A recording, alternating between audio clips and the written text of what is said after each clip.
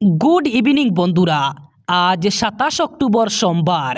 আজকের সন্ধ্যার বরাক তথা সমগ্র আসামের গুরুত্বপূর্ণ খবরগুলি হল: কিছু সময়ের মধ্যে হবে বড় ঘোষণা, এবার লাখ লাখ মানুষের নাম কর্তন হবে ভোটার তালিকা থেকে।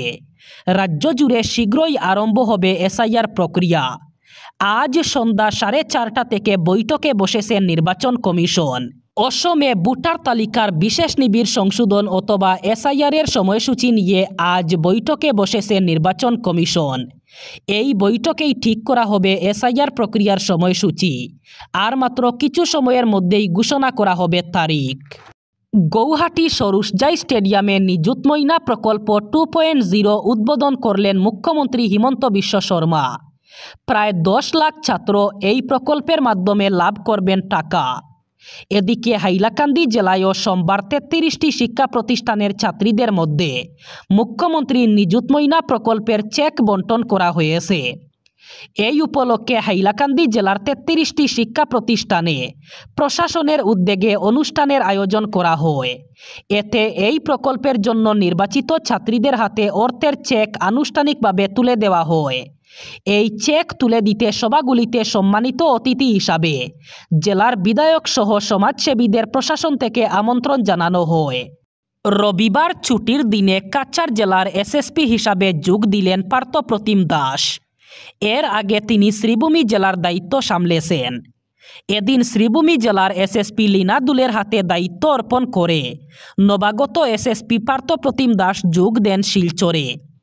শিলচরে পৌঁছে তিনি বিদায়ী এসএসপি নুমাল মাহাত্তার হাত থেকে জেলার দায়িত্ব সমঝে নেন। এই পরিবর্তন জেলায় নতুন গতি আনবে বলে আশা প্রকাশ করছেন অনেকেই। বিদায়ী এসএসপি নুমাল মাহাত্তার পরবর্তী গন্তব্য কুকরাঝার, যেখানে তিনি নতুন দায়িত্ব নেবেন। যোগ দিয়েই পার্থপ্রতিম দাস তার কাজের স্পষ্ট বার্তা দিয়েছেন। তিনি সোমবার সকাল 10টায় এসএসপি অফিসে কর্মরত সব আধিকারিক এবং কর্মীদের উপস্থিত থাকার নির্দেশ দেন। এই নির্দেশ থেকে স্পষ্ট যে জেলার আইন শৃঙ্খলা পরিস্থিতি এবং দপ্তরের কাজে তিনি প্রথম দিন থেকেই মনোযোগ দিতে চাইছেন।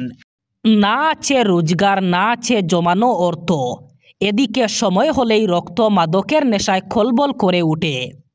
ফলে মাদক জুটাতে নিজের সন্তানকেই বিক্রি করে দিলেন মাদকাসক্ত দম্পতি। অভিযোগ, মাদক কেনার জন্য 1,80,000 টাকায় স্ক্র্যাপ ডিলারের কাছে নিজের সন্তানকে বিক্রি করেন তারা। সূত্রের খবর, শিশুটির মামি পুলিশের কাছে শিশুর উধাও হওয়ার কথা জানানোর পর পুরো বিষয়টি সামনে আসে। জানা গেছে ঘটনাটি ঘটেছে পাঞ্জাবের আকবরপুর খুদাল গ্রামে। শিশুটির মা বাবা বেকার এবং মাদকাসক্ত ছিলেন বলে অভিযোগ। ফলে শিশুটিকে লালন পালন করতে পারছিলেন না। এদিকে মাদক কেনার জন্য টাকা জোগাড়ে তারা 6 মাসের শিশুটিকে বুদোদলা শহরের স্ক্র্যাপ ডিলারের পরিবারকে বিক্রি করে দেন। ওই দম্পতির নাম সন্দীপ সিং এবং গুরমান কৌর। তাদের বিরুদ্ধে ভারতীয় ন্যায় সংহিতার 143 ধারার অধীনে মামলা রুজু করা হয়েছে। মামলায় অন্তর্ভুক্ত স্ক্র্যাপ ডিলারের নাম, যিনি শিশুটিকে কিনেছিলেন, তারও নাম অন্তর্ভুক্ত করা হয়েছে মামলায়। বাঁশকান্দি ব্লক কংগ্রেসের রাজনীতিতে বড়সড় পালাবদল। শিলচর জেলা কংগ্রেসের মাইনরিটি বিভাগের সভাপতি আনসার হোসেন লস্কর অথবা রিঙ্কু এখন ব্লকের নিয়ন্ত্রণ নিতে চলেছেন, যা আগামী 26-এর বিধানসভা নির্বাচনের আগে সুনাইয়ের রাজনীতিতে এক নতুন সমীকরণ তৈরি করেছে। সম্প্রতি বাঁশকান্দি ব্লক কংগ্রেসে এক অপ্রত্যাশিত ঘটনা ঘটে। এপিসিসি একজন অচেনা মুখকে ব্লক সভাপতি নিয়োগ করার পর থেকেই শুরু হয় বিতর্ক। এই নিয়োগ নিয়ে সুনাইয়ের কংগ্রেস টিকিট প্রত্যাশিততা এপিসিসির সাধারণ সম্পাদক আমিনুল হক লস্কর তীব্র ক্ষোভ প্রকাশ করেন এবং জেলা কমিটির কাছে নালিশ জানান, কিন্তু তার নালিশ দুপে টেকেনি। শিলচর জেলা কংগ্রেস কমিটি নালিশ উপেক্ষা করে প্রশাসনিক সাধারণ সম্পাদক সত্যজিৎ দের মাধ্যমে 61 সদস্যের পূর্ণাঙ্গ ব্লক কমিটি অনুমোদন দিয়েছে। বিস্ময়ের বিষয় হল, এপিসিসির সাধারণ সম্পাদক পদে থাকা সত্ত্বেও আমিনুল হক লস্কর প্রথমত নিজের পছন্দের ব্লক সভাপতি নিয়োগ করাতে পারেননি। দ্বিতীয়ত, তিনি পূর্ণাঙ্গ কমিটি গঠনও আটকাতে ব্যর্থ হয়েছেন।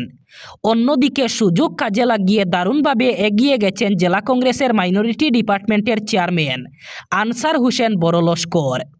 অনুমোদিত ব্লক কমিটিতে তার অনুগামী ও সমর্থকদের সংখ্যাধিক্য চোখে পড়ার মতো। উত্তর করিমগঞ্জ বিধানসভা কেন্দ্রের বদরপুর এলাকার বুন্দাশিল গ্রামে বরাক নদীর ভাঙ্গনের ফলে আবার আতঙ্ক দেখা দিয়েছে। নদীর জলস্তর কমা শুরু হতেই ভাঙ্গনের তীব্রতা বেড়ে চলেছে। কিন্তু আশ্চর্যজনকভাবে কুম্ভ নিদ্রামগ্ন জলসম্পদ বিভাগ। এলাকাবাসীর অভিযোগ, দীর্ঘ বছর ধরে নদী ভাঙ্গনের ফলে অনেকের ঘরবাড়ি নদীগর্ভে চলে গেছে। এবার নতুন করে ভাঙ্গন শুরু হয়েছে।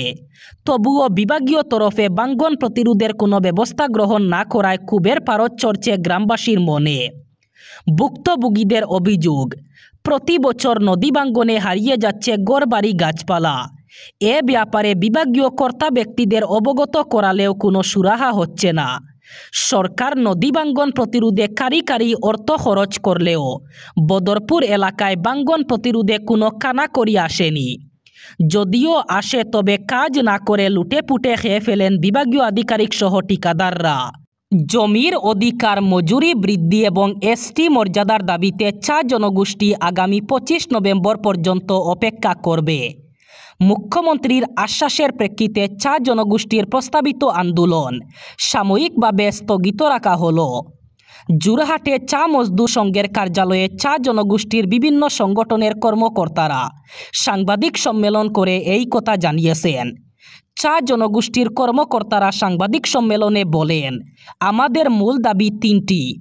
অনেক দিন ধরে আমরা আবেদন নিবেদন করে আসছি, কিন্তু আজ পর্যন্ত কোনো সরকার এতে কর্ণপাত করেনি। এই 3টি দাবি নিয়ে জোরহাটে আমাদের গণসমাবেশ করার কথা ছিল, কিন্তু মুখ্যমন্ত্রী হিমন্ত বিশ্ব শর্মার আশ্বাস দিয়েছেন অসম বিধানসভার নভেম্বরের অধিবেশনে এসটি স্বীকৃতির ব্যাপারে আলোচনা করা হবে। 25 নভেম্বর 6 জনগোষ্ঠীর এসটি স্বীকৃতির দাবি খতিয়ে দেখার উদ্দেশ্যে অসম সরকারের গঠিত মন্ত্রী সমিতির রিপোর্ট অসম বিধানসভায় দাখিল করা হবে।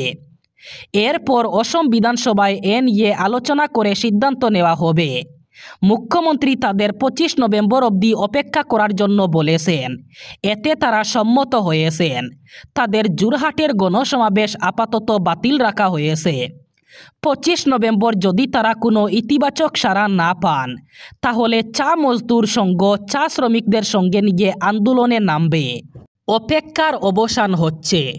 3 দশক পর শুরু হচ্ছে দক্ষিণ অসমের শিলচরের সঙ্গে ত্রিপুরার রাজধানী আগরতলার বিমান পরিষেবা। আগামীকাল 28 অক্টোবর মঙ্গলবার থেকে আপাতত সপ্তাহে 2 দিন, মঙ্গলবার এবং শুক্রবার। অন্যদিকে আগরতলার সঙ্গে রবিবার বিকেলে চালু হয়েছে পশ্চিমবঙ্গের বাগডোগরার সঙ্গে সরাসরি এয়ার কানেক্টিভিটি, জানিয়েছেন এয়ারপোর্ট অথরিটি অফ ইন্ডিয়া আগরতলার assistant general manager S Haokip Jempu. উদারবন্দের শিলিগুড়িতে রয়েছে বাগডোগরা বিমানবন্দর, যা অত্যন্ত জনপ্রিয় পর্যটন। দার্জিলিং থেকে 68 কিলোমিটার দূরে। জেম্পু আরও জানিয়েছেন, শিলচর আগরতলা রুটে চলবে ইন্ডিগো। এ নিয়ে আগরতলার সঙ্গে দেশের 10টি স্থানে হবে বিমান সংযোগ। বর্তমান সময়ে ত্রিপুরার রাজধানী আগরতলার সঙ্গে বিমান সংযোগ রয়েছে কলকাতা, দিল্লি, ইম্ফল, বেঙ্গালুরু, হায়দ্রাবাদ, ডিব্রুগড়, গৌহাটি, চেন্নাই ইত্যাদি শহরের। আগরতলার মহারাজ বীর বিক্রম এয়ারপোর্টে দৈনিক 13 থেকে 16টি বিমান উঠানামা করে 4 থেকে 5,000 যাত্রী সহ।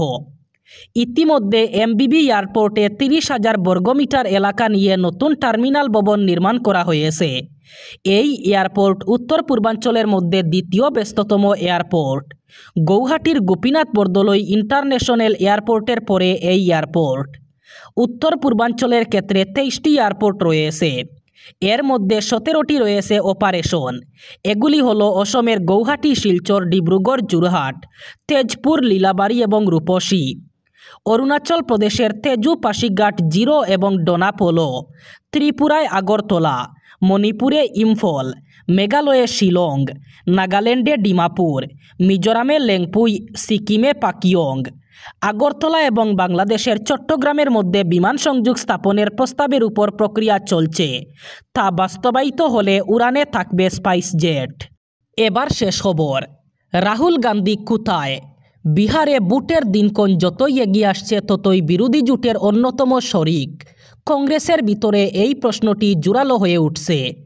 শুধু কংগ্রেস কেন, জোটের প্রধান শরিক রাষ্ট্রীয় জনতা দলের বর্তমান সেনাপতি তেজস্বী যাদবের ভিতরেও কংগ্রেস নেতার অনুপস্থিতি নিয়ে কানাঘুষা শুরু হয়ে গেছে। তাহলে লোকসভার বিরোধী দলনেতা রাহুল কোন তাস নিয়ে এগিয়ে যাওয়ার মনস্থ করেছেন তা নিয়ে জোর চর্চা শুরু হয়েছে। কারণ রাহুল গান্ধী শেষবার বিহারে গিয়েছিলেন 1 সেপ্টেম্বর। তারপর বিহার বিধানসভা ভোট ঘোষণার পর প্রধানমন্ত্রী নরেন্দ্র মোদী, কেন্দ্রীয় স্বরাষ্ট্রমন্ত্রী অমিত শাহ সহ বিজেপির থাবর নেতৃত্ব চষে ফেলছেন বিহার। এই ছিল আজকের সন্ধ্যার গুরুত্বপূর্ণ খবরগুলি। ভিডিওটি অবশ্যই লাইক করবেন এবং চ্যানেলটি সাবস্ক্রাইব করবেন।